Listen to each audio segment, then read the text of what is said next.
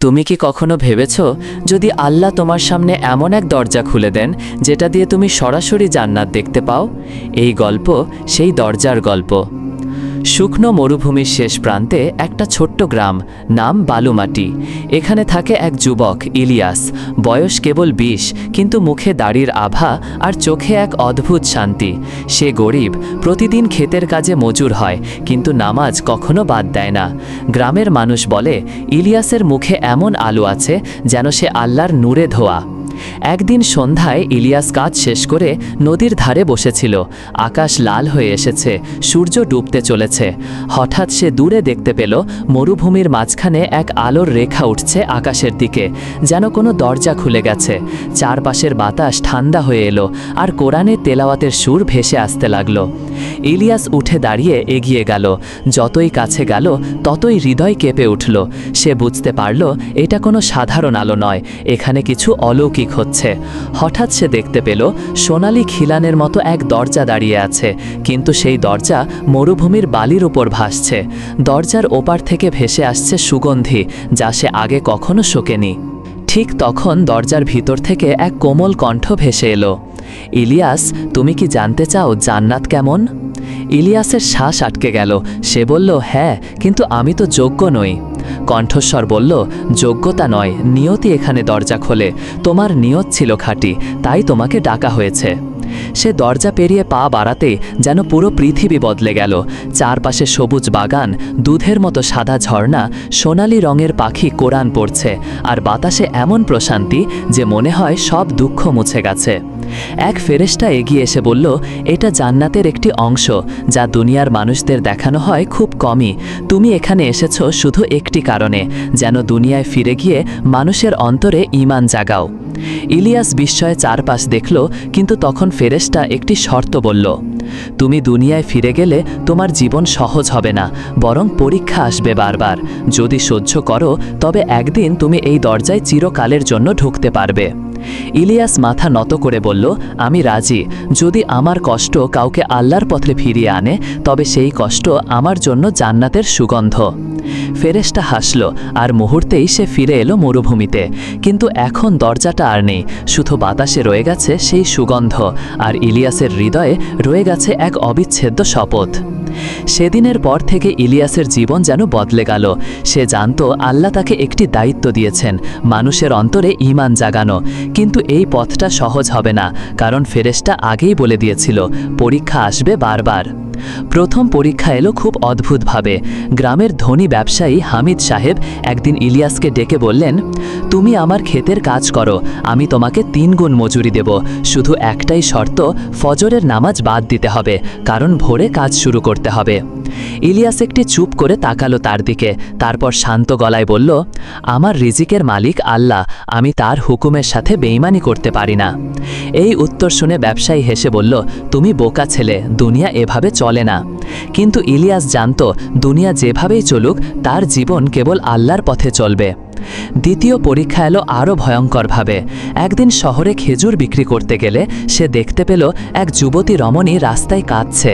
গিয়ে জানতে চাইলে সে বলল, আমার স্বামী বিদেশে, আমি একা, কেউ আমার জন্য খাবারও আনে না।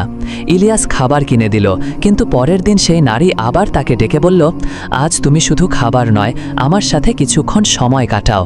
তার চোখে এক ধরনের আহ্বান ছিল, যা ঈমানকে দুর্বল করে দিতে পারে। ইলিয়াস মুহূর্তে মাথা নিচু করল। কোরআনের আয়াত মনে পড়ল, তোমরা ব্যভিচারের কাছেও যেও না, সূরা আল ইসরা 32।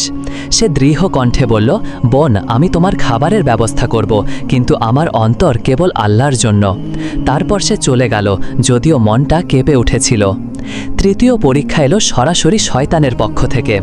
এক গভীর রাতে ইলিয়াস মসজিদে ইশার নামাজ পড়ছিল।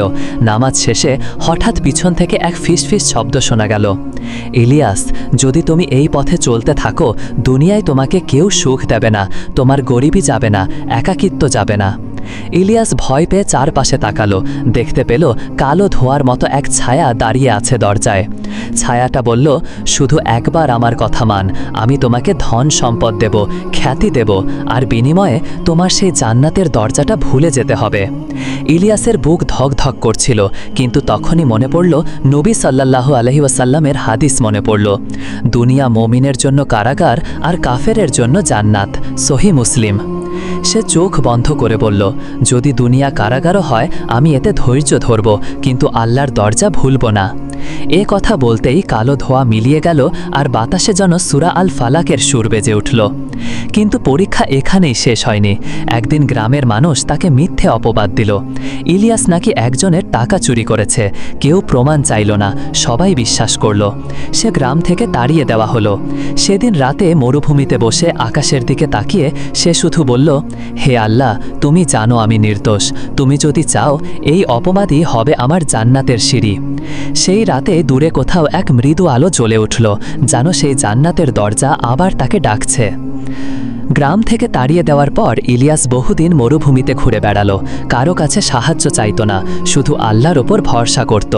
একদিন বহু দূরের এক শহরে পৌঁছে সে দেখল বিশাল বাজারে মানুষের ভিড়, আর মাঝখানে এক বুড়ো মানুষ চিৎকার করে বলছে, কে আছে এখানে যে আমাকে সাহায্য করবে, আমার মেয়ে মরতে বসেছে। ইলিয়াস এগিয়ে গেল, দেখল বুড়োর মেয়ে বিছানায় শুয়ে আছে, শরীর জ্বরে কাঁপছে আর পানির অভাবে ঠোঁট ফেটে গেছে। ডাক্তার বলল তাজা পানি আনতে হবে, মরুভূমির দূরের কূপ থেকে, কিন্তু সেই পথে ডাকাতরা থাকে। সবাই পিছিয়ে গেল, কিন্তু ইলিয়াস বলল, আমি যাব। বুড়ো কেঁদে বলল, ওই পথে গেলে ফিরে আসা কঠিন। ইলিয়াস হাসল, আমার জীবন যদি কারো প্রাণ বাঁচাতে লাগে তাহলে এটাই হবে আমার জান্নাতের চাবি। সে রাতে যাত্রা শুরু করল। মরুভূমি অন্ধকার, ঠান্ডা বাতাস বইছে আর দূরে শেয়ালের ডাক শোনা যাচ্ছে। হঠাৎ পথ আটকিয়ে দাঁড়ালো তিনজন ডাকাত। তাদের নেতা বলল, তুমি কে, এ পথে আসার সাহস করেছ কেন? ইলিয়াস শান্তভাবে বলল, আমি শুধু পানি নিতে যাচ্ছি, একজন অসুস্থ মানুষ বাঁচানোর জন্য। ডাকাত নেতা হেসে বলল, আমরা পানি দেব, কিন্তু বিনিময়ে তোমাকে আমাদের সাথে যোগ দিতে হবে। ইলিয়াস দৃঢ় কণ্ঠে বলল, আমি শয়তানের সাথে হতে পারবো না, যদিও এর ফলে আমার জীবন হারাতে হয়। তারা রেগে গিয়ে তলোয়ার তুলল। ঠিক সেই মুহূর্তে আকাশ বিদ্যুৎ চমকালো, আর কোথা থেকে যেন এক অদৃশ্য শক্তি ডাকাতদের ফেলে দিল বালিতে। ইলিয়াস বুঝতে পারল আল্লাহ তার সাহায্যে একজন ফেরেশতা পাঠিয়েছেন। সে কূপ থেকে পানি নিয়ে ফিরে এলো, মেয়েটিকে পান করালো। আল্লাহর রহমতে মেয়েটি সুস্থ হয়ে উঠল। কিন্তু ইলিয়াসের পরীক্ষার শেষ তখনও আসেনি।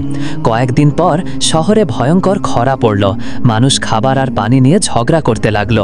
একদল লোক ইলিয়াসের কাছে এসে বলল, তুমি খেজুর আর পানি লুকিয়ে রেখেছ, আমাদের দাও, নইলে আমরা তোমাকে মেরে ফেলব। ইলিয়াসের কাছে সামান্য খাবার ছিল, যা সে নিজে খেতে পারত কয়েক সপ্তাহ, কিন্তু সে কোনো দ্বিধা না করে সব দিয়ে দিল। মানুষ অবাক হয়ে জিজ্ঞাসা করল, তুমি নিজের জন্য কিছু রাখলে না কেন? সে শুধু বলল, আমার রিজিক আল্লাহর হাতে, যদি আমি কারো পেট ভরাতে পারি সেটাই আমার জান্নাতের পথে এক ধাপ। সেদিন রাতে সে মসজিদের আঙিনায় বসে আল্লাহর কাছে দোয়া করছিল। হঠাৎ চারপাশে সেই পরিচিত সুগন্ধি ছড়িয়ে পড়ল। ইলিয়াস চোখ খুলে দেখল সামনে সেই সোনালি দরজা। দরজার ভিতর থেকে ফেরেশতা বলল, ইলিয়াস, তোমার পরীক্ষা শেষ হয়েছে, তুমি ধৈর্য, সততা আর ঈমান দিয়ে প্রমাণ করেছ তুমি এই দরজার যোগ্য। ইলিয়াস কাঁদতে কাঁদতে বলল, আলহামদুলিল্লাহ, আমি তো শুধু আমার প্রভুর সন্তুষ্টি চেয়েছি। ফেরেশতা হাত বাড়ালো, ইলিয়াস দরজার ভিতর পা রাখল, আর সাথে সাথেই অদ্ভুত প্রশান্তি তাকে ঘিরে ধরল। বাগান, ঝর্ণা, সোনালি পাখি সব আবার দেখা দিল, কিন্তু এবার চিরতরে। দরজা ধীরে ধীরে বন্ধ হয়ে গেল, আর ইলিয়াস আর কখনো ফিরে আসেনি দুনিয়ায়। গল্পের শিক্ষা, নবী সাল্লাল্লাহু আলাইহি ওয়াসাল্লাম বলেছেন, যে দুনিয়ায় ধৈর্য ধরবে ও আল্লাহর পথে অটল থাকবে তার জন্য জান্নাতে এমন পুরস্কার আছে যা কোনো চোখ দেখেনি, কোনো কান শোনেনি, আর কোনো হৃদয় কল্পনাও করতে পারেনি।